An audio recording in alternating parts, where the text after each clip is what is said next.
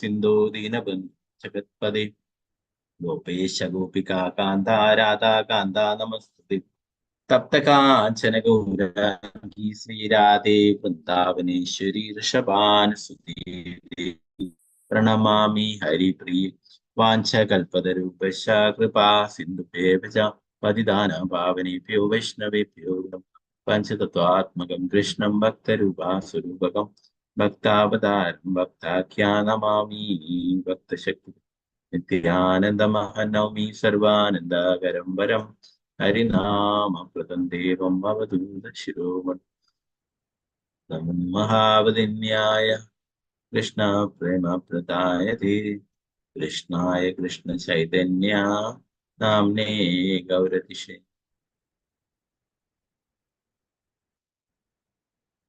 नमो विष्णुपादाय कृष्णपृष्ठाय भूतले श्रीमते भक्तिवेदांत स्वामिनि नाम्नि नमस्ते सारस्वती देवी गौरवाणि प्रचारिणे विशेषा शून्यवादी पाश्चात्य देशधारिणि जय श्री कृष्ण चैतन्य प्रभु नित्यानंद श्री अद्वैत गदाधर श्रीवासादि गौर भक्त वृंदा हरे कृष्णा कृष्ण कृष्ण हरे हरे हरे राम राम राम हरे हरे गुरुवे गौरचंद्राय राधिकाय तदादे कृष्णाय कृष्ण उत्ताय भक्ताय प्रभुपाद की जय गुरु महाराज की जय निताय गौर प्रेमानंदे हरि हरे कृष्ण मदे गोविंदो मत्संगिन मद्गुरु मन्महातना मन्निष्ठारकमद्भाग्या मदानന്ദാനമോസ്തുതേ ഗ്രന്ഥരായ ശ്രീമദ് ഭാഗവതം തൃതീയ സ്കന്ധം 21-ാം അധ്യായം ശ്ലോകം 51.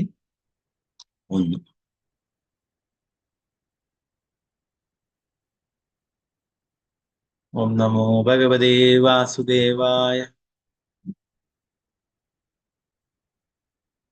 യോ അർക്കേന്ദ്രഗ്നീന്ദ്ര വായൂനാം യമാധർമ്മ പ്രചേതസാം രൂപാണി സ്ഥാന ആദർശേ തസ്മൈ ശുക്ലായ തേ നമഃ യോ അർക്കേന്ദ്രഗ്നീന്ദ്ര വായൂനാം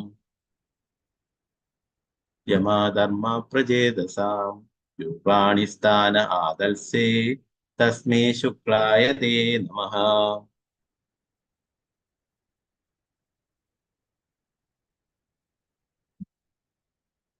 ഓക്കെ, നമുക്ക് എല്ലാവർക്കും ചൊല്ലാം. ഓം നമോ ഭഗവതേ വാസുദേവായ ഓം നമോ ഭഗവതേ വാസുദേവായ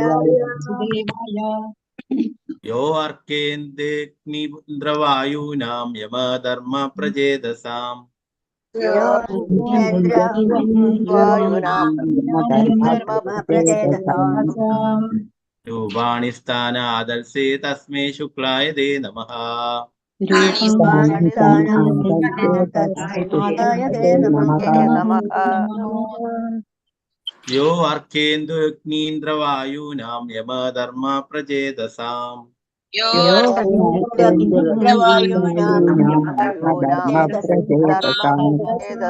രൂപാണി സ്ഥാന ആദർശേ തസ്മൈ ശുക്ലായ തേ നമഃ.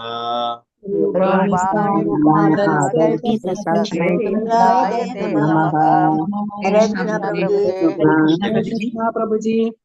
ഹരേ കൃഷ്ണ. ഒരു ചൊല്ലിക്കും.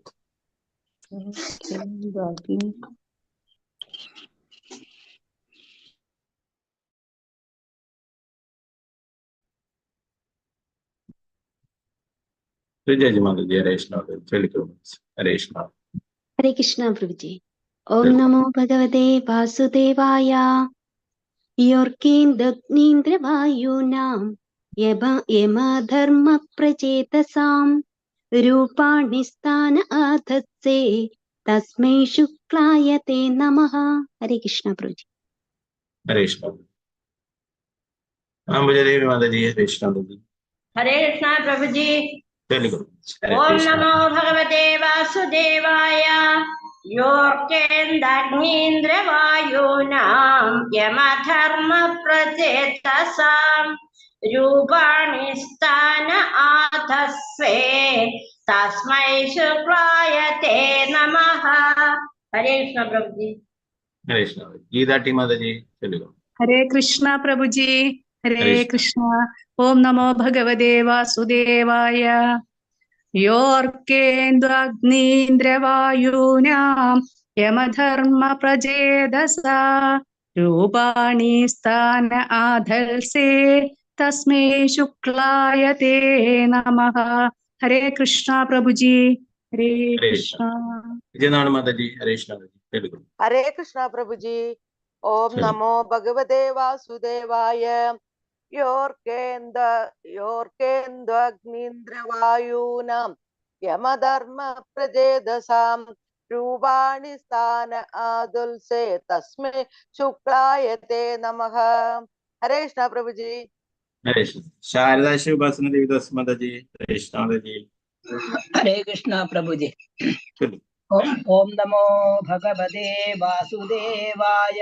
योऽर्केन्द्वाग्नीन्द्रवायूनां यमधर्म प्रजेदसा रूपाणि स्थानमादल्से तस्मै शुक्लाय ते नमः। हरे कृष्ण प्रभु जी। हरे कृष्ण। सिंधु श्री के माता जी हरे कृष्ण माता जी हरे कृष्ण कृष्ण प्रभु जी। हरे कृष्ण। ओम नमो चलिए। भगवते वासुदेवाय। योऽर्केन्द्वाग्नीन्द्रवायुना यमधर्म प्रचेदसा रूपाणि स्थान आदर्शे तस्मै शुक्लाय ते नमः। हरे कृष्ण प्रभु जी। हरे कृष्ण। तंगमणि माता जी हरे कृष्ण माता जी हरे कृष्ण प्रभु जी। चलिए। ओम हरे नमो भगवते वासुदेवाय। योऽर्केन्द्वाग्नीन्द्रवायूनां यमधर्म प्रजेतसां रूपाणि स्थान आदल्से तस्मै शुक्लाय ते नमः। हरे कृष्ण। हरे कृष्ण भारतीय माता जी हरे कृष्ण माता जी हरे कृष्ण प्रभु जी। चलिए। ओम नमो भगवते वासुदेवाय। योऽर्केन्द्वाग्नीन्द्रवायूनां यमधर्म प्रचेदसां रूपाणि स्थान आधल्से तस्मै शुक्लाय ते नमः। हरे कृष्ण। हरे कृष्ण कृष्ण माता जी चलिए। हरे कृष्ण जी। ओम चलिए। नमो भगवते वासुदेवाय। योऽर्केन्द्वाग्नीन्द्रवायूनां यमधर्म प्रजेदसां रूपाणि स्थानादल्से तस्मै शुक्लाय ते नमः। हरे कृष्ण। हरे कृष्ण मालती माता जी चलिए। हरे हरे कृष्ण कृष्ण प्रभु जी। चलिए। ओम नमो भगवते वासुदेवाय। योऽर्केन्द्वाग्नीन्द्रवायूनां यमधर्म प्रचेदसां रूपाणि स्थान आदल्से तस्मै शुक्लाय ते नमः। हरे कृष्ण प्रभु जी। हरे कृष्ण शारदा जी नंबूदिरी माता जी हरे कृष्ण माता जी हरे कृष्ण प्रभु जी। चलिए। ओम नमो भगवते वासुदेवाय। योऽर्केन्द्वाग्नीन्द्रवायूनां यमधर्म प्रचेतसां रूपाणि स्थान आदल्से तस्मै शुक्लाय ते नमः। हरे कृष्ण प्रभु जी। हरे कृष्ण सीतारामन माता जी हरे कृष्ण। हरे कृष्ण प्रभु जी। चलिए। ओम नमो भगवते वासुदेवाय। योऽर्केन्द्वाग्नीन्द्रवायूनां यमधर्म प्रचेदसां रूपाणि स्थान आदस्ते तस्मै शुक्लाय ते नमः। हरे कृष्ण प्रभु जी। हरे कृष्ण सलाम माता जी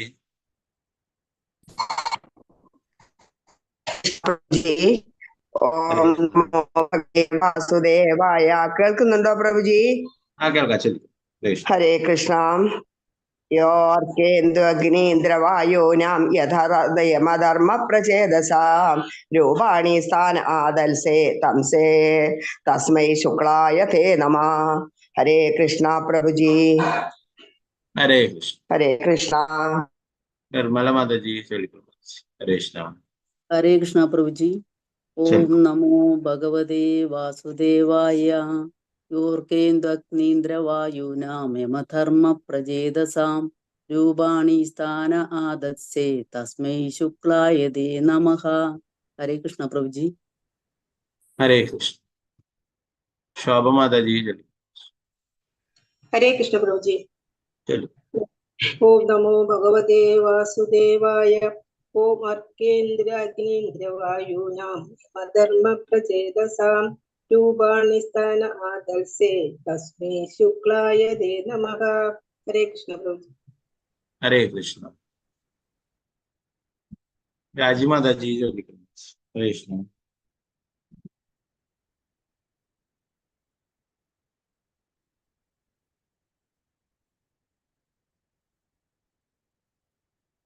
ഡോക്ടർ വിജയകുമാരി മാതാജി ഹരേ കൃഷ്ണ. ചെലുക്കണം. ഹരേ കൃഷ്ണ പ്രഭുജി. ഹരേ കൃഷ്ണ. ഹരേ കൃഷ്ണ. ഓം നമോ ഭഗവതേ വാസുദേവായ. യോർക്കേന്ദ്രവായൂനാം യമധർമ്മ പ്രചേതസാം രൂപാണി സ്ഥാന ആദൽസേ തസ്മൈ ശുക്ലായ തേ നമഃ. ഹരേ കൃഷ്ണ പ്രഭു. ഓക്കെ. ഡോക്ടർ വിജയകുമാരി മാതാജി ചോദിക്കുന്നു. ഹരേ കൃഷ്ണ ഭക്തരെ. ഓം നമോ ഭഗവതേ വാസുദേവായ. ഓർക്കേന്ദോ അഗ്നീന്ദ്രവായൂനാം യമധർമ്മ പ്രചേതസാം രൂപാണി സ്ഥാന ആദത്സേ തസ്മൈ ശുക്ലായ തേ നമഃ. ഹരേ കൃഷ്ണ പ്രഭു. ഹരേ കൃഷ്ണ.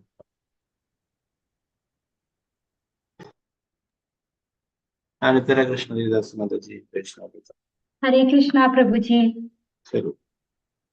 ഓം നമോ ഭഗവതേ വാസുദേവായ. യോർക്കേന്ദ്വഗ്നീന്ദ്രവായൂനാം യമധർമ്മ പ്രചേതസാം രൂപാണി സ്ഥാന ആദത്സേ തസ്മൈ ശുക്ലായ തേ നമഃ. ഹരേ കൃഷ്ണ പ്രഭുജി. ഹരേ കൃഷ്ണ. ഗീതാശ്രീ മാതാജി ഹരേ കൃഷ്ണ മാതാജി.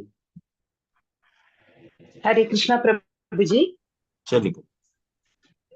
ഓം നമോ ഭഗവതേ വാസുദേവായ.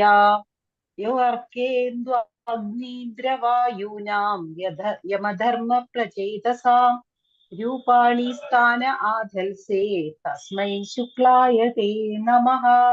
ഹരേ കൃഷ്ണ പ്രഭുജി. ഹരേ കൃഷ്ണ.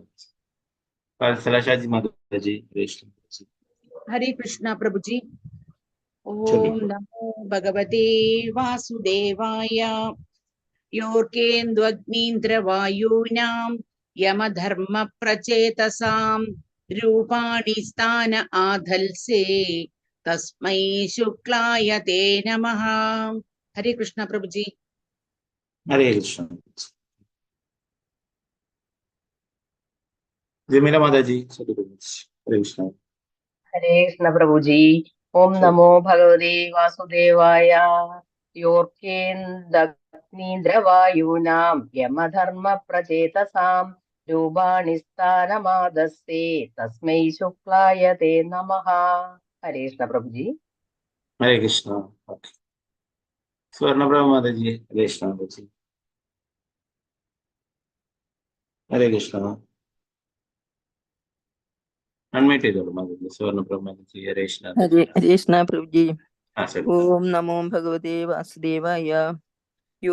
യോർക്കേന്ദ്രഗ്നീന്ദ്രവായൂനാം യമധർമ്മ പ്രചേതസാം രൂപാണി സ്ഥാനാതൽസേ തസ്മൈ ശുക്ലായ തേ നമഃ. ഹരേ കൃഷ്ണ പ്രഭുജി. ഹരേ കൃഷ്ണ. ഓക്കെ.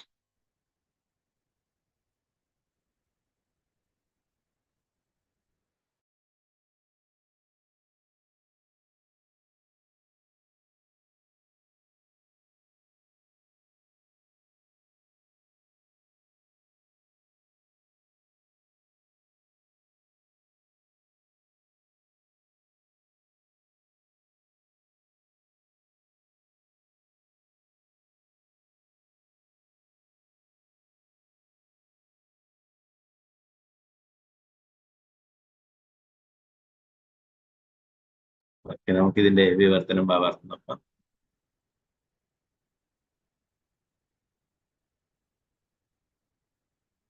യഹ നിങ്ങൾ ആർക്ക സൂര്യന്റെ, ഇന്ദു ചന്ദ്രന്റെ, അഗ്നി അഗ്നിയുടെ അഥവാ അഗ്നിദേവൻ, ഇന്ദ്രന്റെ അഥവാ സ്വർഗത്തിന്റെ ദേവന്റെ, വായുനാം വായുദേവന്റെ, യമദേവന്റെ, ധർമ്മദേവന്റെ, പ്രചേതസാം വരുണന്റെ അഥവാ ജലദേവന്റെ, രൂപാണി രൂപങ്ങൾ, സ്ഥാനെ ആവശ്യമുള്ളപ്പോൾ, ആദൽസേ താങ്കളായിത്തീരും, തസ്മേ അദ്ദേഹത്തിനായി, ശുക്ലായ ഭഗവാൻ വിഷ്ണുവിന് വേണ്ടി, തേ അങ്ങേക്ക് വേണ്ടി, നമഃ പ്രണാമങ്ങൾ.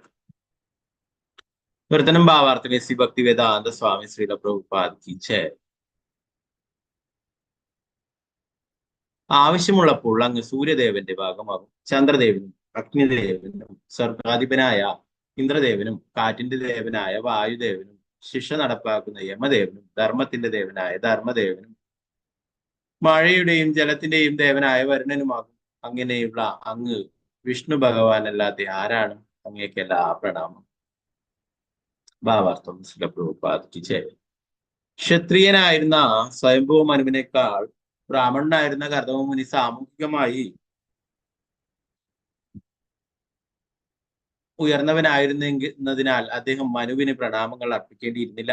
പക്ഷേ രാജാവും ചക്രവർത്തിയും എന്ന നിലയിൽ മനു പരമോന്നതനായ ഭഗവാന് പ്രതീതിയായിരുന്നതിനാൽ മുനി അദ്ദേഹത്തിന് പ്രണാമങ്ങൾ അർപ്പിച്ചു. ബ്രാഹ്മണനോ ക്ഷത്രിയനോ ശൂദ്രനോ എന്നുള്ള പരിഗണന കൂടാതെ സർവരാലും ആരാധ്യനാണ് പരമോന്നതനായ ഭഗവാൻ. രാജാവ് പരമോന്നതനായ ഭഗവാന്റെ പ്രതീതി എന്ന നിലയിൽ എല്ലാവരിൽ നിന്നും ആദര പ്രണാമങ്ങൾ ലഭിക്കുവാൻ അർഹനാണ്. ശ്രീല പ്രഭുപാദ് കി ജയ്.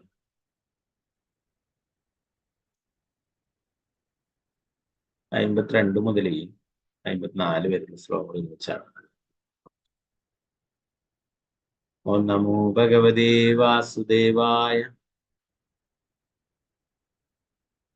നായതാരതമാസ്തായ ചൈത്രം മണിഗണാർപ്പിതം വിസ്ഫുർച്ഛണ്ഡകോദണ്ഡോ രഥേനാത്രാസയന്നകാൻ സ്വസൈന്യചരണാശുണ്ണം വേപയൻ മണ്ഡലം ഭുവഃ വികർഷൻ ബൃഹദീം സേനാം പര്യടസ്യം ശുമാനിവ.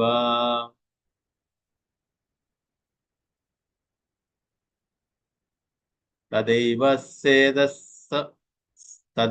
സേതവഃ സർവേ വർണ്ണാശ്രമാ നിബന്ധനഃ ഭഗവത്രചിതാ രാജൻ വിദ്യേരൻ വദസ്തുസ്യുഭിഃ. വചനം ഭാവാർത്ഥം ഭക്തിവേദാന്ത സ്വാമി ശ്രീല പ്രഭുപാദ് കി ജയ്. സാന്നിധ്യം കൊണ്ട് മാത്രം കുറ്റവാളികൾക്ക് ഭീഷണിയാകുന്ന നിങ്ങളുടെ ആഭരണഭൂഷിതവും വിജയശ്രീലാളിതവുമായ രഥത്തിൽ നിങ്ങൾ കയറാത്ത പക്ഷം, നിങ്ങൾ നിങ്ങളുടെ വില്ലിൽ നിന്നും പ്രചണ്ഡമായ ഞാണൊലി പുറപ്പെടുവിക്കാത്ത പക്ഷം, ഭൂഗോളത്തെ ചവിട്ടിത്തള്ളി വിറപ്പിക്കുന്ന ഒരു ഭീമൻ സേനയെ നയിച്ചുകൊണ്ട് ഉജ്ജ്വലനായ സൂര്യനെ പോലെ നിങ്ങൾ ലോകം മുഴുവൻ ചുറ്റിത്തിരിയാത്ത പക്ഷം, ഭഗവാനാൽ സ്വയം സൃഷ്ടിക്കപ്പെട്ട വർണ്ണങ്ങളിലേക്കും ആശ്രമങ്ങളിലേക്കും നയിക്കുന്ന ധാർമ്മിക നിയമങ്ങൾ തെമ്മാടികളാലും വിഡ്ഢികളാലും താറുമാറാക്കും.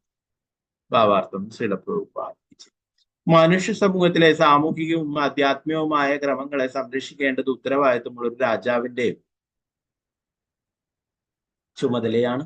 ആധ്യാത്മിക ക്രമങ്ങൾ ബ്രഹ്മചര്യം, ഗൃഹസ്ഥം, വാനപ്രസ്ഥം, സന്യാസം എന്നിങ്ങനെ 4 ആശ്രമങ്ങളായി വിഭജിക്കപ്പെട്ടു.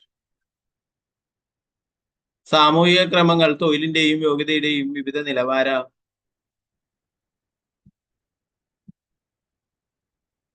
നിലവാരത്തിനനുസരിച്ച് ബ്രാഹ്മണൻ, ക്ഷത്രിയൻ, വൈശ്യൻ, ശൂദ്രൻ എന്നീ പ്രകാരവും തൊഴിലിന്റെയും യോഗ്യതയുടെയും നിലവാരമനുസരിച്ചുള്ള ഈ സാമൂഹിക ക്രമങ്ങൾ ഭഗവത്ഗീതയിൽ വിവരിച്ചു. നിർഭാഗ്യവശാൽ ഉത്തരവാദിത്തപ്പെട്ട രാജാക്കന്മാരിൽ നിന്നുള്ള ഉചിതമായ സംരക്ഷണത്തിന്റെ അഭാവം നിമിത്തം സാമൂഹികവും ആധ്യാത്മികവുമായ ക്രമങ്ങളുടെ സമ്പ്രദായം ഇന്ന് പരമ്പരാഗത ജാതി സമ്പ്രദായമായി പരിണമിച്ചിരിക്കുന്നു. ഇന്നുള്ളതല്ല യഥാർത്ഥ സമ്പ്രദായം. മനുഷ്യ സമൂഹം എന്നതിന്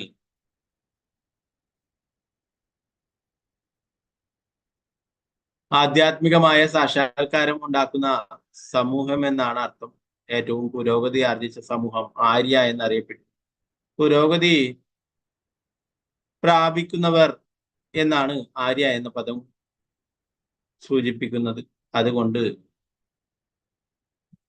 ചോദ്യം ഇതാണ്: ഏതു സമൂഹമാണ് പുരോഗമിക്കുന്നത്? പുരോഗതി എന്നതിനർത്ഥം ആവശ്യമില്ലാത്ത ഭൗതിക ആവശ്യങ്ങൾ സൃഷ്ടിക്കുകയും അപ്രകാരം ഭൗതിക സുഖങ്ങൾ എന്ന് പറയപ്പെടുന്നവയ്ക്ക് വേണ്ടി മനുഷ്യോർജം വഷളാമിതം പാഴാക്കി കളയുകയും ചെയ്യുക എന്നുള്ളതല്ല. ആധ്യാത്മിക സാക്ഷാത്കാരത്തിന് വേണ്ടിയുള്ള പുരോഗതിയാണ് യഥാർത്ഥ പുരോഗതി.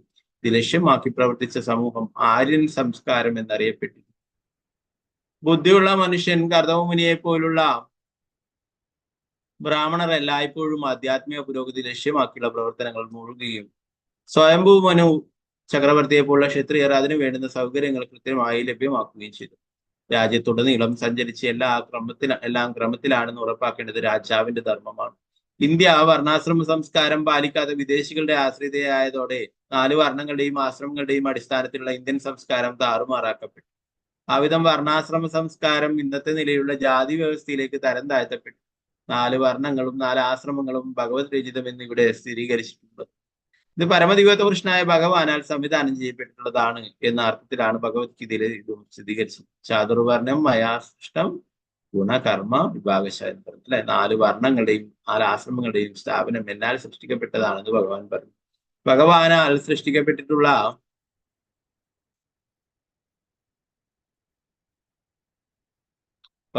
സൃഷ്ടിക്കപ്പെട്ടിട്ടുള്ളതൊന്നും അവസാനിപ്പിക്കുവാനോ മൂടി വയ്ക്കുവാനോ കഴിയില്ല.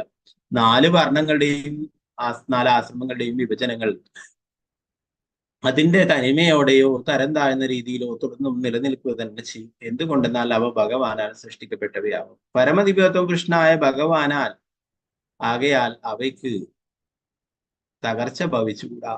അവ ഈശ്വരന്റെ സൃഷ്ടിയായ സൂര്യനെ പോലെയായതിനാൽ നിത്യം നിലനിൽക്കും.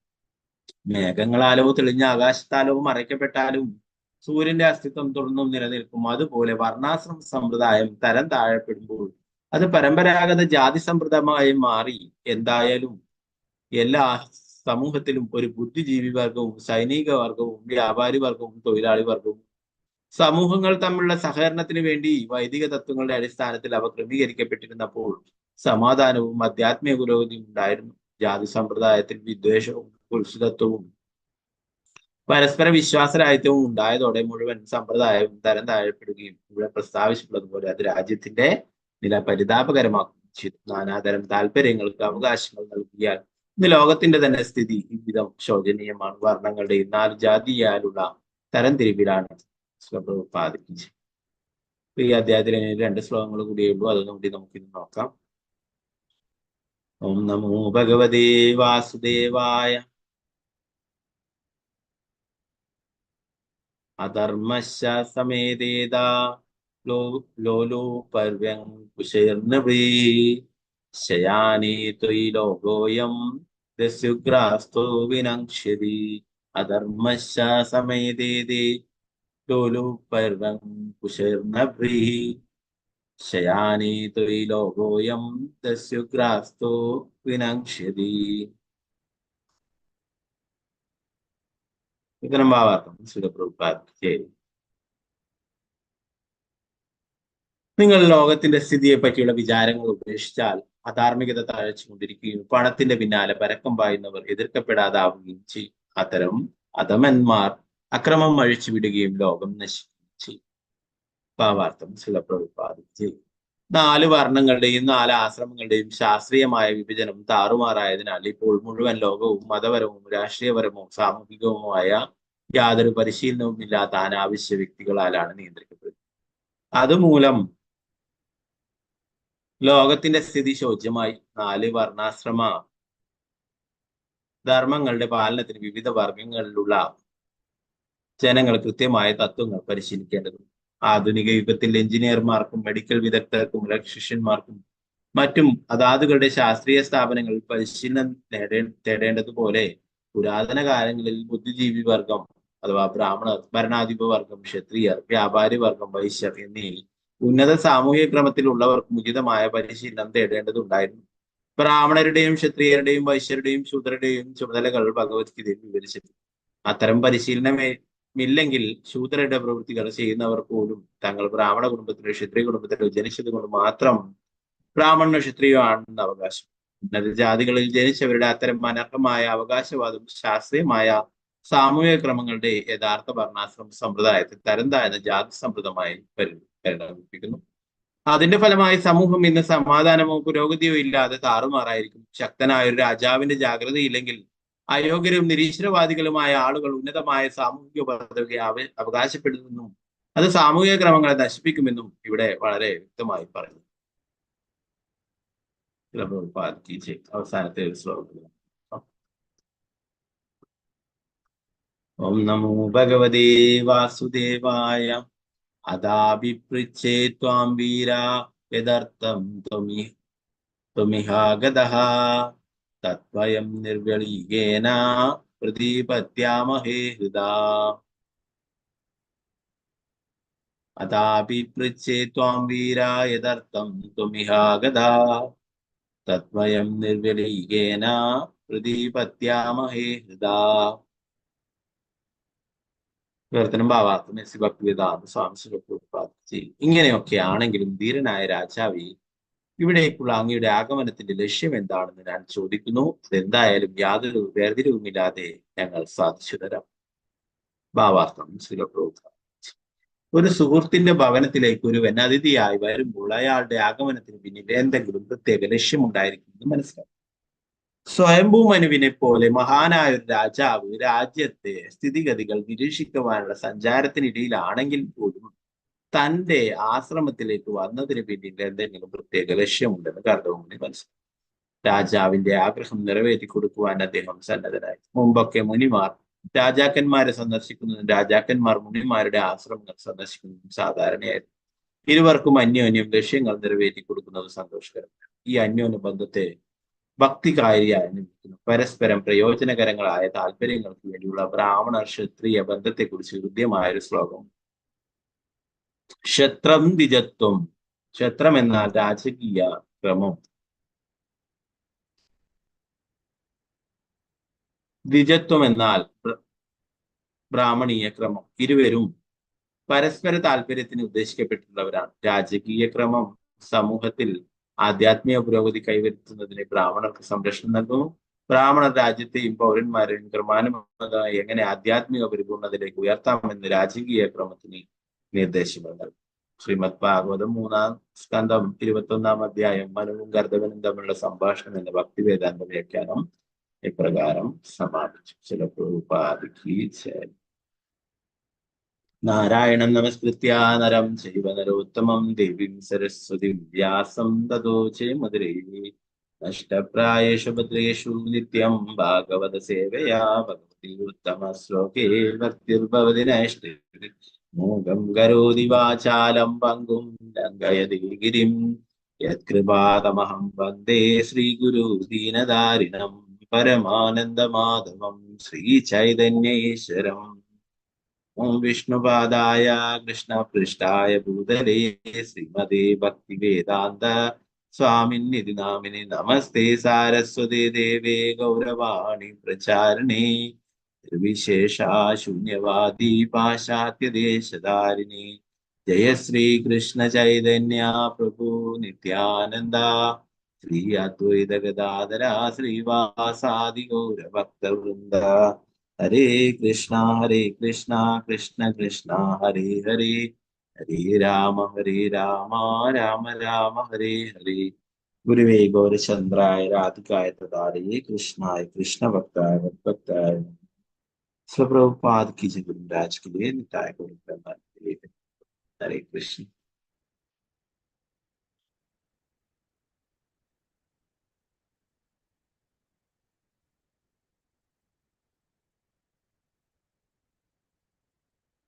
ഇവിടെ കർദമമുനി സ്വയംഭൂ മനുവിനെ അല്ലെ, അദ്ദേഹത്തിന്റെ ഭാര്യയും ശതരൂപിയും മകൾ ദേവഹുതിയും ഒക്കെ കർദമുനിയുടെ ആശ്രമത്തിലേക്ക് വരികയുണ്ടായിരുന്നു. നേരത്തെ ശ്ലോകങ്ങൾ നമ്മൾ പഠിച്ചു അല്ലെ. ഇപ്പൊ ഇവിടെ ഈ ശ്ലോകത്തിൽ പറയുന്നത്, നേരത്തെ പറഞ്ഞു അല്ലെ, രാജാവ് എന്ന് പറയുന്നത് ഭഗവാന്റെ പ്രതീതിയാണ്. സത്യസന്ധരായിട്ടുള്ള ധർമ്മിഷ്ഠരായിട്ടുള്ള രാജാക്കന്മാരെ ഭഗവാന്റെ പ്രതിനിധികളാണ്.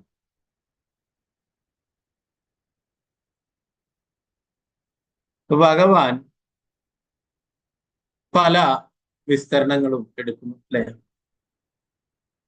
ഓരോ ദേവന്മാർക്കും ഓരോ സ്ഥാനങ്ങളാണ് അല്ലെ. ഓരോരോ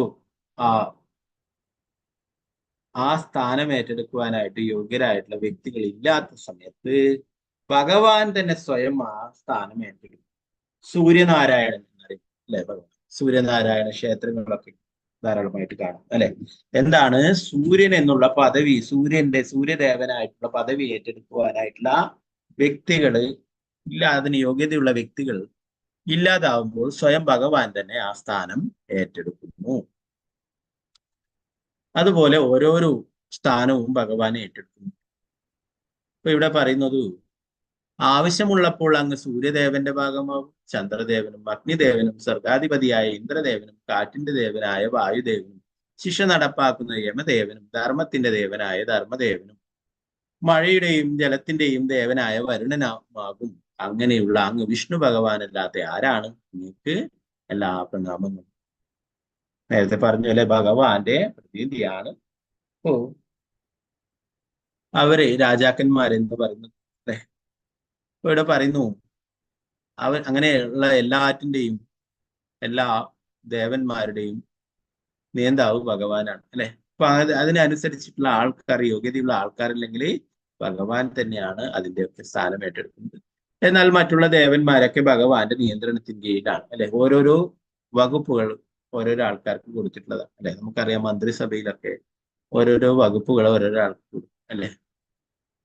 ഒരു സാമ്പത്തികം അല്ലെ, മറ്റുള്ള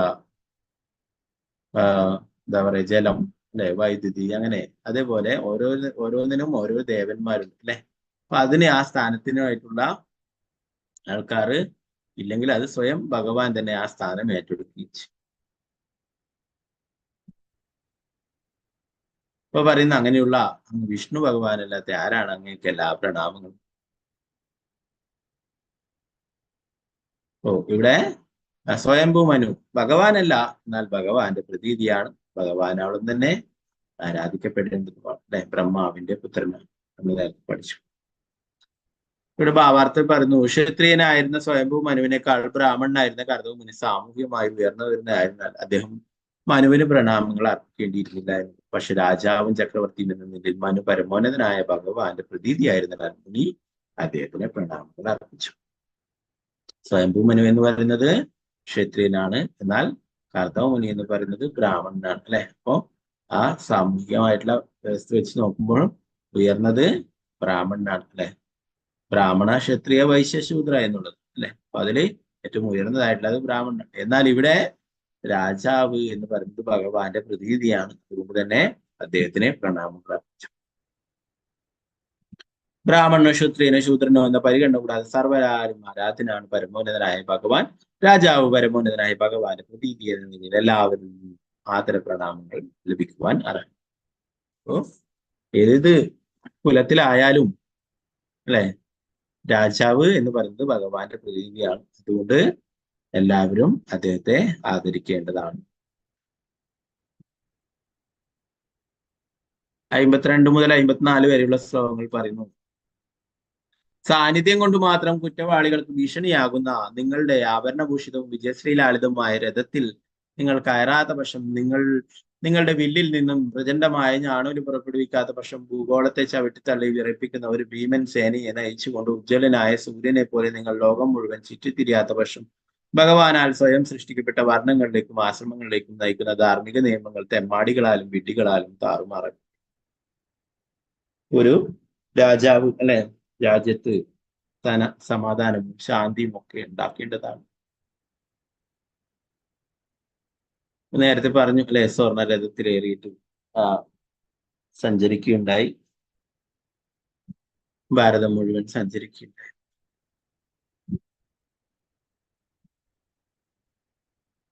അധർമ്മികളായിട്ടുള്ളവരെയൊക്കെ ശിക്ഷിക്കുകയും അങ്ങനെ ലോകം മുഴുവൻ സഞ്ചരിക്കുകയും ചെയ്യുന്നില്ലെങ്കിൽ അധർമ്മികളും തെമ്മാടികളും ഒക്കെ ഇവിടെയുള്ള വർണ്ണങ്ങളും ആശ്രമങ്ങളും ഒക്കെ അതിന്റെ നിയമങ്ങളൊക്കെ ഇല്ലാതാക്കി തീർക്കുമെന്നാണ് പറയുന്നത്. ഇതിന്റെ ഭാവാർത്ഥത്തിൽ ചിലപ്പോൾ അതിൽ പറയുന്നു, 4 വർണ്ണങ്ങളും 4 ആശ്രമങ്ങളും അല്ലെ.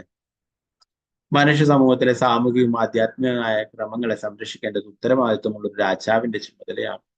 ആധ്യാത്മിക ക്രമങ്ങൾ ബ്രഹ്മചര്യം, ഗൃഹസ്ഥം, വാനപ്രസ്ഥം, സന്യാസം എന്നിങ്ങനെ 4 ആശ്രമങ്ങളായി വിഭജിക്കപ്പെട്ടിരുന്നു. സാമൂഹിക ക്രമങ്ങൾ തൊഴിലിന്റെയും യോഗ്യതയുടെയും വിവിധ നിലവാരത്തിൽ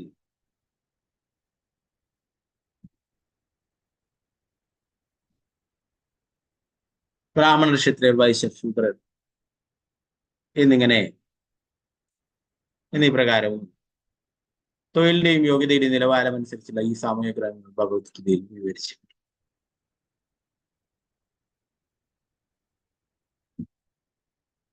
നിർഭാഗ്യവശാൽ ഉത്തരവാദിത്തപ്പെട്ട രാജാക്കന്മാരിൽ നിന്നുള്ള ഉചിതമായ സംരക്ഷണത്തിന്റെ അഭാവം നിമിത്തം സാമൂഹികവും ആധ്യാത്മികമായ ക്രമങ്ങളുടെ സമ്പ്രദായം ഇന്ന് പരമ്പരാഗത ജാതി സമ്പ്രദമായി പരിണമിച്ചിരിക്കുന്നു എന്നുള്ളതല്ല യഥാർത്ഥ സമ്പ്രദായം. മനുഷ്യ സമൂഹം തന്നെ ആധ്യാത്മിക സാക്ഷാത്കാരം ഉണ്ടാക്കുന്ന സമൂഹം എന്നാണ് ഭഗവാൻ ഭഗവത്ഗീതയിൽ പറയുന്നു അല്ലെ. ചാതുർവർണ്ണ്യം മയാ സൃഷ്ടം ഗുണകർമ്മ വിഭാഗശായ. അല്ലെ,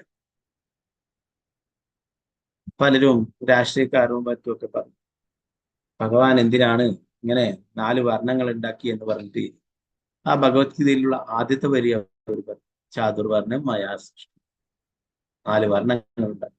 എന്നാൽ അതിനടുത്ത തൊട്ട വരിയിൽ പറയുന്നു ഗുണകർമ്മ വിഭാഗശാല, ഗുണത്തിന്റെയും കർമ്മത്തിന്റെയും അടിസ്ഥാനത്തിലാണ് ഇങ്ങനെ തരംതിരിച്ചിട്ടുള്ളത്. അല്ലെ, ഇന്നത്തെ പോലെ ജാതി വ്യവസ്ഥയല്ല ലക്ഷ്യം. ഭഗവാൻ ലക്ഷ്യമിട്ടിരുന്നത് എല്ലാവരും ഭഗവാനിലേക്ക് എത്തിച്ചേരാനായിട്ട്. ഓരോരോ വിഭാഗത്തിനും ഓരോരോ കാര്യങ്ങൾ പറഞ്ഞു. അല്ലെ, ബ്രാഹ്മണർ വേദങ്ങൾ പഠിക്കുക, മറ്റുള്ളവരെ പഠിപ്പിക്കുക എന്ന്. ക്ഷത്രിയർ രാജ്യത്തെയും പ്രജകളെയും സംരക്ഷിക്കുക എന്ന്. വൈശ്യര് കൃഷി, വാണിജ്യം, ഗൗരക്ഷ എന്നിവ നടത്തി സമൂഹത്തിനെ നല്ല രീതിയിൽ പരിപാലിക്കുവാനായിട്ട് വേണ്ടി കാര്യങ്ങൾ ചെയ്യും. ശൂദ്രർ ഇവരൊക്കെ സഹായിക്കുക, ഈ 3 വിഭാഗം. അപ്പൊ ഇങ്ങനെ എല്ലാവർക്കും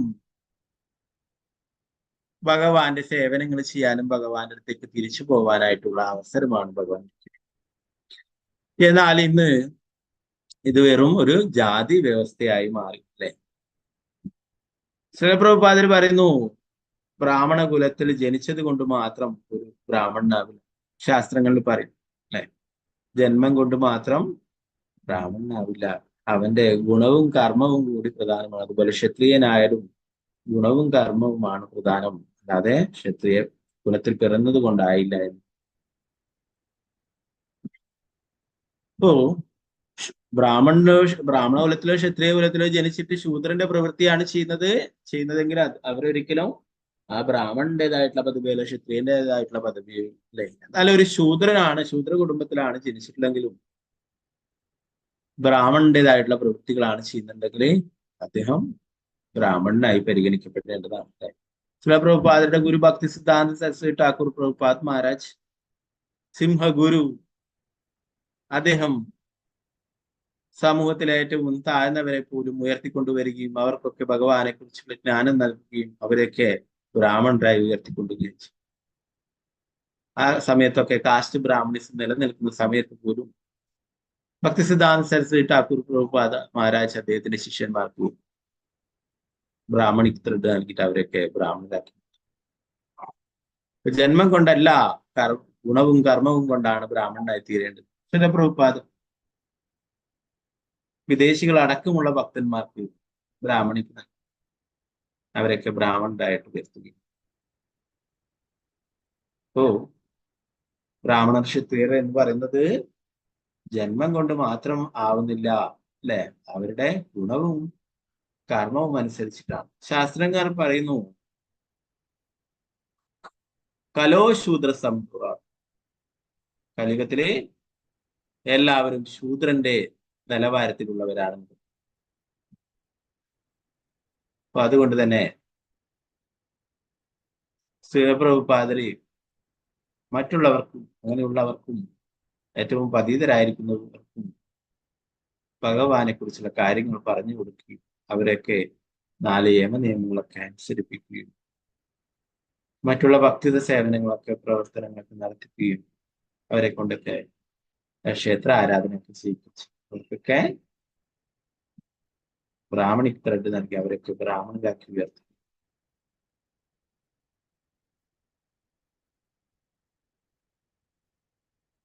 വൃന്ദാവനത്തിലൊക്കെ പോയി കഴിഞ്ഞാൽ നമുക്ക് കാണാൻ പറ്റും കൃഷ്ണ ബലരാമര്, അവിടുത്തെ ഹെഡ് പൂജാരി വിദേശത്തു നിന്നുള്ള ഭക്തന്. അവരാണ് വൃന്ദാവൻ ഇൻസ്റ്റിറ്റ്യൂട്ടിലൊക്കെ VIH-ലൊക്കെ നമ്മുടെ ക്ഷേത്ര ആരാധനയെ കുറിച്ചും മറ്റുള്ള കാര്യങ്ങളെ കുറിച്ചൊക്കെ ക്ലാസ് എടുക്കും.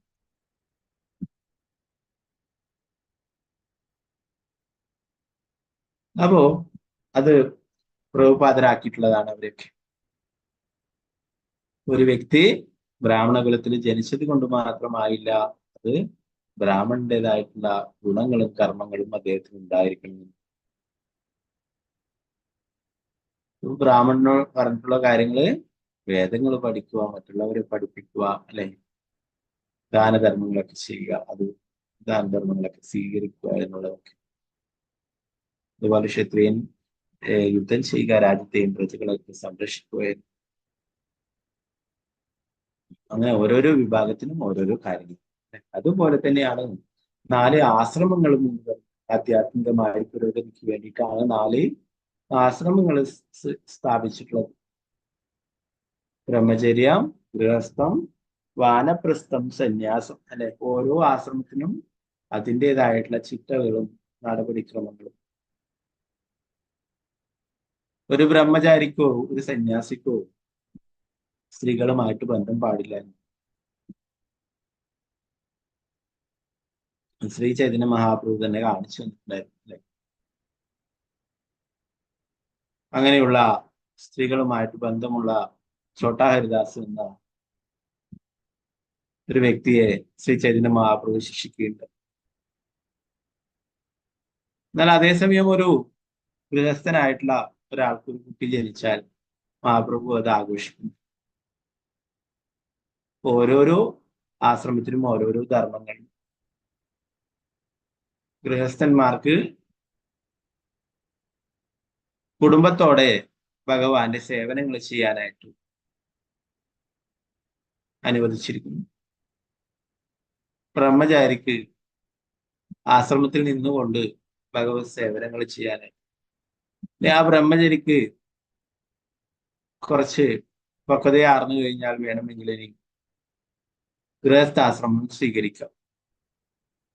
അല്ല, നൈഷ്ഠിക ബ്രഹ്മചാരിയായിട്ട് തന്നെ തുടരാനാണ് ആഗ്രഹമെങ്കിൽ അങ്ങനെ ചെയ്യും. നമ്മുടെ ഗുരുമഹാരാജ് പറയും, ഒന്നുകില് ബ്രഹ്മചാരിയായിട്ട് ഭക്തി സേവനം, അല്ലെങ്കിൽ ഗൃഹസ്ഥാശ്രമിയായിട്ട് ഭക്തി സേവനം. ബ്രഹ്മചാരിയും ഗൃഹസ്ഥനും അല്ലാത്ത ഒരു രീതിയിൽ ഒരിക്കലും പെരുമാറരുത്.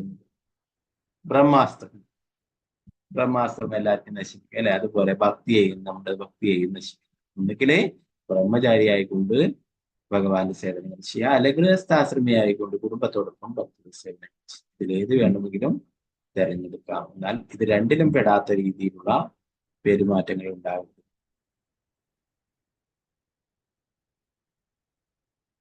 അതുപോലെ തന്നെ സന്യാസി, അല്ലെ, സന്യാസിക്കും സ്ത്രീകളുമായിട്ട് ബന്ധം പാടില്ല. വാനപ്രസ്ഥര് ഒരു 50 വയസ്സിന് ശേഷം കുട്ടികളൊക്കെ കുറച്ച് മുതിർന്നു കഴിഞ്ഞാൽ അവർക്ക് ആ അമ്മയുടെ കുടുംബത്തിന്റെ ഒക്കെ ഉത്തരവാദിത്വം ഏറ്റെടുക്കാവുന്ന അവസ്ഥയാവുമ്പോൾ ആ ഗൃഹനാഥനെ ഗൃഹം ഉപേക്ഷിച്ച് തീർത്ഥാടന സ്ഥലങ്ങൾ സന്ദർശിക്കുവാനായിട്ട് ഭൗതികമായിട്ടുള്ള കെട്ടുപാടുകളിൽ നിന്നൊക്കെ പുറത്തേക്ക് വരികയും ഭഗവാന്റെ സേവനങ്ങൾ കൂടുതൽ ശ്രദ്ധയോടെ ചെയ്യുവാനുമായിട്ട് പറഞ്ഞു വാനപ്രസ്ഥാശ്രമം. അതിനുശേഷം 70 വയസ്സൊക്കെ ആകുമ്പോഴാണ് സന്യാസം. അപ്പോ ഇത് ആധ്യാത്മിക പുരോഗതിക്കായിട്ട് പറഞ്ഞിട്ടുള്ള 4 ആശ്രമങ്ങളാണ്. അതുപോലെ നേരത്തെ പറഞ്ഞിട്ടുള്ള 4 വർണ്ണങ്ങൾ, അതും സാമൂഹിക സ്ഥിതി നിലനിൽക്കുവാനും നല്ല രീതിയിൽ എല്ലാവർക്കും ഭക്തി ചെയ്യുവാനും ഒക്കെ ആയിട്ട് ഭഗവാൻ സൃഷ്ടിച്ചതാണ്. എന്നാൽ ഇന്ന് ഇതൊക്കെ ജാതിയുടെ ഈ തരത്തിലുമൊക്കെ ആയിട്ട് മാറുകയുണ്ടായി. അതല്ല യഥാർത്ഥത്തിലുള്ള ഉദ്ദേശം എന്ന് പറയും.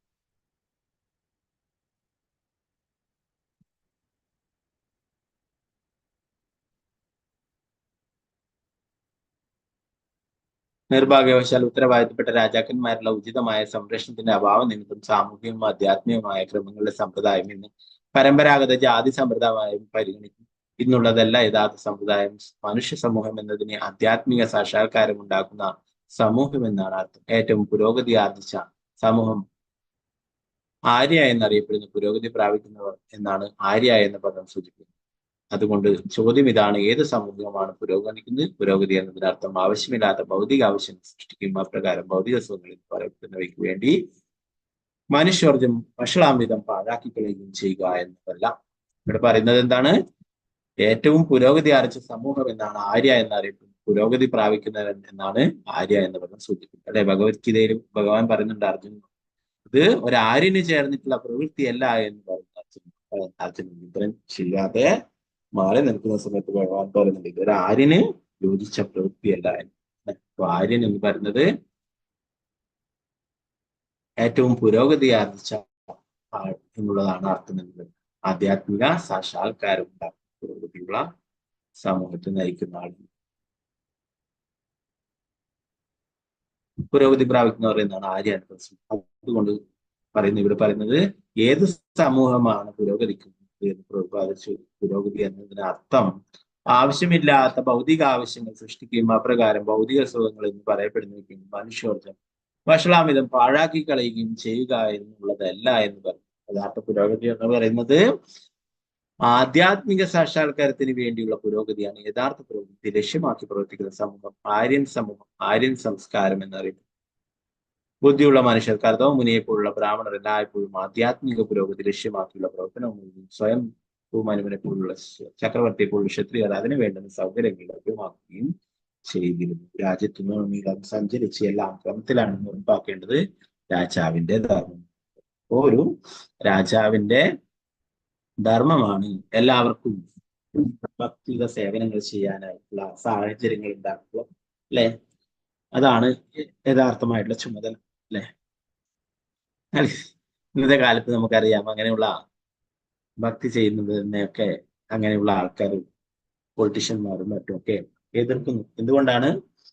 ഇങ്ങനെ എല്ലാവരും ആധ്യാത്മികമായിട്ട് പുരോഗതി പ്രാപിച്ച് അവരൊക്കെ ആത്മീയ ലക്ഷ്യത്തിന് വേണ്ടിയിട്ട് മുന്നേറുകയാണെങ്കിൽ അവർക്ക് പിന്നീട് കൊടി പിടിക്കാനും അവരുടെ ശിങ്കിളികളായിട്ട് നടക്കാനൊന്നും ആരെയും കിട്ടില്ല. അല്ലെ, അതുകൊണ്ട് ഇതിനൊക്കെ നിരുത്സാഹപ്പെടുത്തും ഭഗവത്ഗീത ക്ലാസ്സും അങ്ങനെയുള്ള കാര്യങ്ങളും ഭാഗവതവും മറ്റൊക്കെ സപ്താഹങ്ങളും മറ്റുള്ളതൊക്കെ നടത്തുന്നതിനൊക്കെ എങ്ങനെയെങ്കിലും അതൊന്നും ഇല്ലാതാക്കാനായിട്ട് ശ്രമിക്കും. എന്തുകൊണ്ടാണ്? അങ്ങനെ അവരൊക്കെ ആധ്യാത്മിക ഉന്നതി പുരോഗതി പ്രാപിച്ച് അവരൊക്കെ ആ ഉയർന്ന തലത്തിലുള്ള അറിവ് നേടിക്കഴിഞ്ഞാൽ ഇങ്ങനെയുള്ള മറ്റുള്ള അവരെ സഹായിക്കുന്ന പ്രവൃത്തികൾക്കൊന്നും ആരെയും കിട്ടില്ല. അല്ലെ, അതുകൊണ്ട് അത് അങ്ങനെ അനുവദിച്ചു കൊടുക്കും. അല്ലെ, എന്നാൽ യഥാർത്ഥത്തിലൊരു രാജാവിന്റെ അല്ലെങ്കിൽ അതുപോലുള്ള ഭരണാധികാരിയുടെ ധർമ്മം എന്ന് പറയുന്നത് എല്ലാവർക്കും എല്ലാ പ്രജകൾക്കും നല്ല രീതിയിൽ ഭക്തിയുടെ സേവന പ്രവർത്തനങ്ങളൊക്കെ ചെയ്യാനായിട്ടുള്ള സാഹചര്യങ്ങൾ ഒരുക്കി കൊടുക്കുക, അവരൊക്കെ ആത്മീയമായിട്ട് മുന്നേറുവാനുള്ള സാഹചര്യങ്ങൾ ഉണ്ടായി കൊടുക്കുക. ശ്രീ പ്രഭുപാദരെ രാഷ്ട്രപതിയെയും പ്രധാനമന്ത്രിയൊക്കെ കണ്ടിട്ട് പറഞ്ഞിരുന്നു, രാജ്യത്ത് നമ്മുടെ ഇന്ത്യയില് ഭാരതം മുഴുവൻ ഭഗവത്ഗീത പ്രചരിപ്പിക്കുവാനായിട്ടും സ്കൂളുകളിലൊക്കെ കുട്ടികൾക്ക് ഭഗവത്ഗീത പഠിപ്പിച്ചു കൊടുക്കുവാനായിട്ടൊക്കെ ആവശ്യപ്പെട്ടിരുന്നു. എന്നാൽ അവര് അതൊന്നും സീരിയസ് ആയിട്ട് എടുത്തിട്ടുണ്ടായിരുന്നു. അപ്പോ അങ്ങനെ ഉള്ള ഒരു ആധ്യാത്മിക സമൂഹമാണെങ്കിൽ കുട്ടികൾ മുതൽ ഇങ്ങനെയുള്ള ഭഗവാന്റെ സന്ദേശങ്ങൾ പഠിച്ചു വളരുകയാണെങ്കിൽ നല്ലൊരു സമൂഹത്തെ വാർത്തെടുക്കാനായിട്ട് സാധിക്കും. അല്ലെ, ശാന്തിയും സമാധാനവും വേണമെന്ന് പറഞ്ഞിട്ട് ചർച്ചകൾ നടത്തിയത് കൊണ്ടൊന്നും കാര്യമില്ല. അല്ലെ, അതാണ് പ്രഭുപാദർ പറയുന്നത്. അവർക്ക് ശാന്തിയും സമാധാനവും ഒക്കെ ലഭിക്കണ്ടെങ്കിൽ എവിടുന്ന് അവര് കുഞ്ഞായിരിക്കുമ്പോൾ മുതലേ ഇതുപോലുള്ള യഥാർത്ഥ ധർമ്മത്തെക്കുറിച്ചും മറ്റും അവർ മനസ്സിലാക്കിയിരിക്കണം. അല്ലെ, അങ്ങനെയെങ്കിൽ മാത്രമേ നല്ലൊരു സമൂഹം ഉണ്ടാവൂ. അങ്ങനെയാണെങ്കിൽ ലോകത്തിൽ ശാന്തി സമാധാനവും ഒക്കെ ഉണ്ടാവും. അല്ലെ, എല്ലാം ഭഗവാന്റേതാണ് എന്നുള്ള കാര്യം മനസ്സിലാക്കി നമ്മളൊക്കെ ഭഗവാന്റെ സേവകന്മാരാണ് എന്ന കാര്യങ്ങൾ മനസ്സിലാക്കുകയാണെങ്കിൽ ആ ഒരു തലമുറ തന്നെ അങ്ങനെ ഓരോരോ തലമുറകളും വളർന്നു വരുന്നത് ഈ ആധ്യാത്മികമായിട്ടുള്ള ജ്ഞാനം നേടിക്കൊണ്ടാവുമ്പോഴേ അത് നല്ല സമൂഹം.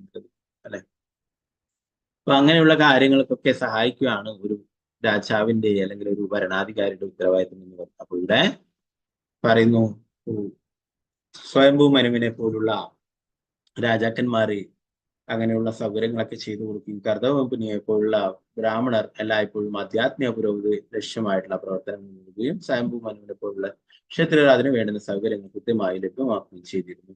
രാജ്യത്തുടനീളം സഞ്ചരിച്ച എല്ലാ ക്രമത്തിലാണെന്ന് ഉറപ്പാക്കേണ്ടത് രാജാവിന്റെ ധർമ്മമാണ്. ഇന്ത്യ വർണ്ണാശ്രമ സംസ്കാരം പാലിക്കാത്ത വിദേശികളുടെ ആശ്രിതയായതോടെ 4 വർണ്ണങ്ങളുടെയും ആശ്രമങ്ങളുടെയും അടിസ്ഥാനത്തിൽ ഇന്ത്യൻ സംസ്കാരം താറുമാറാകും. അവിധം വർണ്ണാശ്രമ സംസ്കാരം ഇന്നത്തെ നിലയുള്ള ജാതി വ്യവസ്ഥയിലേക്ക് തരം താഴ്ന്നത്. ഇവിടെയൊക്കെ കുറച്ച് കുറവാണെങ്കിലും മറ്റുള്ള നോർത്ത് ഇന്ത്യയിലും മറ്റുമൊക്കെ ജാതി സമ്പ്രദായങ്ങൾ വളരെ ശക്തിയോടെ നിലനിൽക്കും. അവിടെ അതിനായിട്ട് ജാതിയുടെ പേരിൽ അടിയും അക്രമവും പ്രശ്നങ്ങളും ഒക്കെ ഉണ്ടാവും. എന്നാൽ ഇവിടെ അങ്ങനെ കൂടുതലായിട്ട് കുഴപ്പമില്ല, എന്നാലും ചെറിയ രീതിയിലൊക്കെ ജാതിയുടെയും മതത്തിന്റെയും പേരിൽ പ്രശ്നങ്ങൾ ഉണ്ടാവും അല്ലെ. 4 വർണ്ണങ്ങളും ആശ്രമങ്ങളും ഭഗവത് രചിതമെന്ന് ഇവിടെ സ്ഥിരീകരിച്ചു.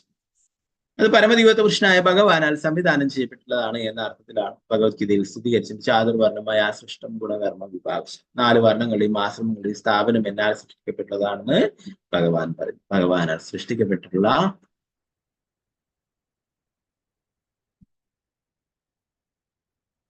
സൃഷ്ടിക്കപ്പെട്ടുള്ളതൊന്നും അവസാനിപ്പിക്കുവാനും മൂടിവെക്കുവാനും കഴിയില്ല. 4 വർണ്ണങ്ങളുടെയും ആശ്രമങ്ങളുടെയും വിഭജനങ്ങൾ അതിന്റെ തനിമയോടെയോ തരം താഴ്ന്ന രീതിയിലോ തുടർന്ന് നിലനിൽക്കുക തന്നെ ചെയ്യുന്നതുകൊണ്ടെന്നാൽ അവ ഭഗവാനാൽ സൃഷ്ടിക്കപ്പെട്ടവയാകുന്നു.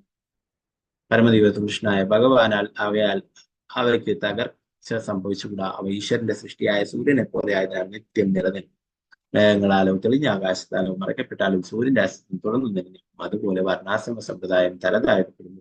അത് പരമ്പരാഗത ജാതി സമ്പ്രദായം മാറി എന്തായാലും എല്ലാ സമൂഹത്തിലും ഒരു ബുദ്ധിജീവി വർഗവും സൈനിക വർഗവും വ്യാപാരി വർഗവും തൊഴിലാളി വർഗവും സമൂഹങ്ങൾ തമ്മിലുള്ള സഹകരണത്തിന് വേണ്ടി വൈദിക തത്വങ്ങളുടെ അടിസ്ഥാനത്തിൽ അവർ ക്രമീകരിക്കപ്പെട്ടിരുന്നപ്പോൾ സമാധാനവും ആധ്യാത്മിക പുരോഗവും ഉണ്ടായിരുന്ന ജാതി സമ്പ്രദായത്തിൽ വിദ്വേഷവും കുൽസിതവും പരസ്പര വിശ്വാസരാഹിത്യവും ഉണ്ടായതോടെ മുഴുവൻ സമ്പ്രദായവും തരം താഴ്ത്തപ്പെടുകയും ഇവിടെ പ്രസ്താവിച്ചിട്ടുള്ളതുപോലെ അത് രാജ്യത്തിന്റെ നില പരിതാപകരമാക്കുകയും ചെയ്യുന്ന അനാദരം താല്പര്യങ്ങൾക്കും അവകാശങ്ങൾ നൽകിയാൽ ഇന്ന് ലോകത്തിന്റെ സ്ഥിതി തന്നെ ഈ വിധം ശോചനീയമാണ്. വർണ്ണങ്ങളുടെയും 4 ജാതിയിലുള്ള തരം തിരിവിനാണ് എന്ന് പറയുന്നത്. ഇതൊക്കെ സ്ഥാപിച്ചിട്ടുള്ളത് ഭഗവാന്റെ അല്ലെ. അത് അപ്പോൾ അതുപോലെ തന്നെ നിലനിൽക്കുന്നുണ്ട്. അതിൽ ചെറിയ മാറ്റങ്ങളൊക്കെ ഉണ്ടായാലും ഇതൊരിക്കലും നശിക്കില്ല എന്ന് പറയുന്നത്. സൂര്യനെ പോലെ തന്നെ അത് എപ്പോഴും നിലനിൽക്കും എന്ന് പറയും.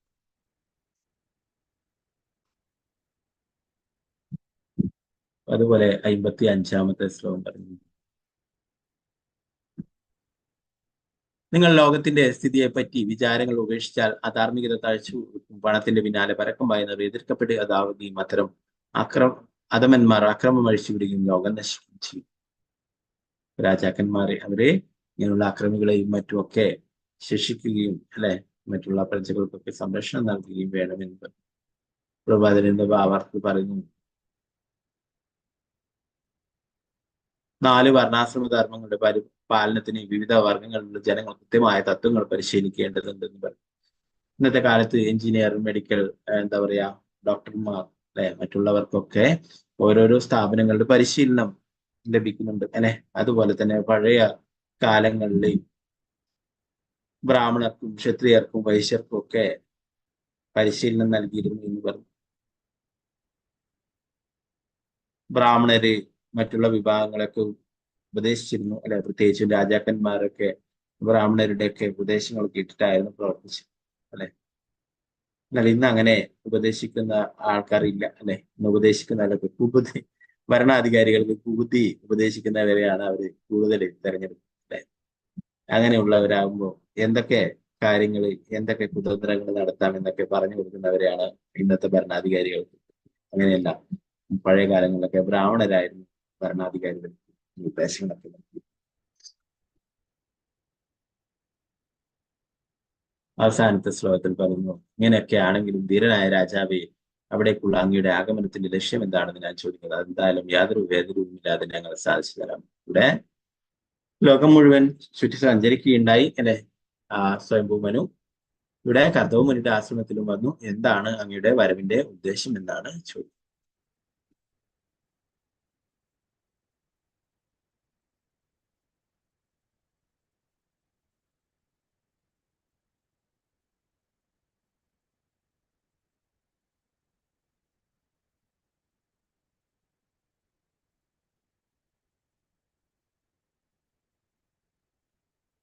ഇവിടെ പ്രഭുപാദർ പറയുന്നു, പരസ്പരം മുമ്പൊക്കെ മുനിമാർ രാജാക്കന്മാർ സന്ദർശിക്കും. രാജാക്കന്മാർ മുനിമാരുടെ ആശ്രമം സന്ദർശിക്കും സാധാരണമായിരുന്നു. ഇരുവർക്കും അന്യോന്യ ലക്ഷ്യങ്ങൾ നിറവേറ്റി കൊടുക്കുന്ന സന്തോഷം ഈ അന്യോന്യ ബന്ധത്തെ ഭക്തികാര്യ എന്ന് വിളിക്കപ്പെടുന്നു. പരസ്പരം പ്രയോജനകരങ്ങളായ താല്പര്യങ്ങൾക്ക് വേണ്ടിയുള്ള ബ്രാഹ്മണ ക്ഷത്രിയ ബന്ധത്തെക്കുറിച്ച് ഹൃദ്യമായ ഒരു ശ്ലോകമുണ്ട്. ക്ഷത്രം ദ്വിജത്വം. ക്ഷത്രം എന്നാൽ രാജകീയ ക്രമം, ദ്വിജത്വം എന്നാൽ ബ്രാഹ്മണീയ ക്രമം.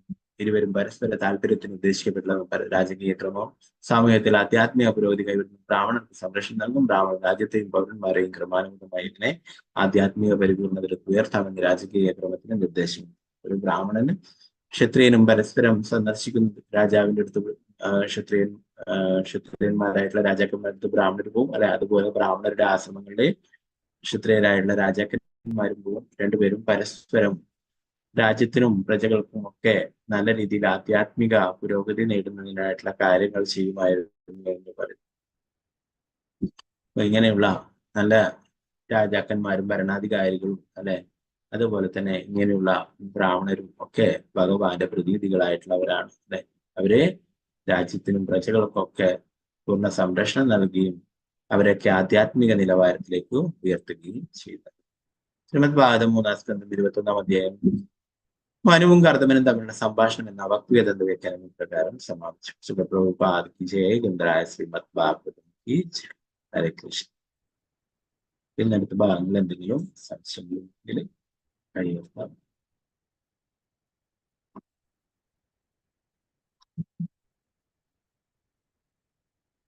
ഇല്ലെങ്കിൽ നമുക്ക് ക്ലാസ് വിളിച്ചെടുക്കാം. എല്ലാവർക്കും നന്ദി. വാച്ഛകൽപതരൂപശ്ച കൃപാസിന്ധുഭ്യശ്ച പതിതാനം പാവനേഭ്യോ വൈഷ്ണവേഭ്യോ നമഃ. ഞാനതുകൂടി വൈഷ്ണവൃന്ദയ്ക്ക് ജയ്. ശ്രീ പ്രഭുപാദ് കി ജയ്. ഗുരുരാജ് കെ നിതായ പരബ്രഹ്മണേ. ഹരേ കൃഷ്ണ. ഹരേ കൃഷ്ണ പ്രഭുജി. ഹരേ ഹരേ കൃഷ്ണ. കൃഷ്ണ. ഹരേ കൃഷ്ണ.